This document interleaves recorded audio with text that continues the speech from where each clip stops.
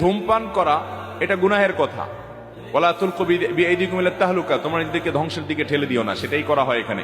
নিজের ক্ষতি করা হয়, নিজের ধ্বংস টেনে আনা হয়, এটা নাজায়েজ এবং গুনাহ, এরপরে কোনো সন্দেহ নেই। কিন্তু ধূমপান করলে সেই ব্যক্তি মসজিদে আর যাবে না, ব্যাপারটা এরকম না। সে পরিষ্কার করে মুখের দুর্গন্ধ দূর করে ভালো করে কুলি করে মেসওয়াক করে ব্রাশ করে তারপরে মসজিদে যাবে। কারণ তার দুর্গন্ধ নিয়ে যদি মসজিদে যায় তাহলে মসজিদে মানুষগুলোর কষ্ট হবে কি হবে না?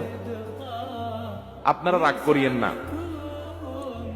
যারা ধূমপান করেন এমন বিশ্রী গন্ধ মুখ থেকে হয় যে করে, আমার মনে হয় বেচারা সবসময় টের পায় না। অনেক সময় দেখা যায় এরকম ধূমপানকারীদের আশেপাশে থাকলে মনে হয় যে এই বেচারার সাথে না থেকে একটা নর্দমার ড্রেন থাকতো ময়লা আলা, সেটাও ভালো ছিল। আছে না নাই?